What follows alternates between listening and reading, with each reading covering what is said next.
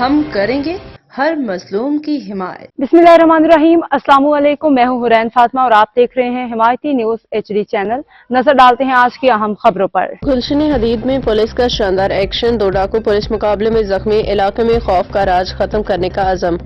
SHO Javed Abdu की क़यादत में गुलशन हदीद phase 3 6 number check post के करीब शानदार कामयाब पुलिस कार्रवाई। पुलिस और डाकुओं के दरमियान होने वाले सनसनीखेज मुकाबले में 2 डाकू शदीद जख्मी हो गए। पुलिस ज़राए के मुताबिक जख्मी होने वाले मुलज़मान की शिनाख्त ताहाल न हो सकी, ताहम इलाके में दीगर जराइम पेशा अनासर के गिर्द घेरा मजीद तंग कर दिया गया है। SHO जावेद अब्दू ने वाज़े अल्फाज में ऐलान किया कि शहरियों के तहफ़्फ़ुज़ को यकीनी बनाने के लिए किसी भी मुजरिम को बख्शा नहीं जाएगा। मैंने हल्फ उठाया है कि अवाम को जराइम पेशा अनासर से महफूज रखूंगा। अब डाकू अपना इंजाम के लिए तैयार हो जाएं, क्योंकि पुलिस मुकाबले के जरिए नहीं कैफरे गिरफ्तार तक पहुंचाया जाएगा। SHO जावेद अब्दू गुलशन हदीद, पपरी, गगर फाटक और स्टील टाउन समेत दीगर इलाकों में बढ़ती हुई वारदातों के खिलाफ पुलिस ने मजीद सख्त इकदामात का फैसला कर लिया।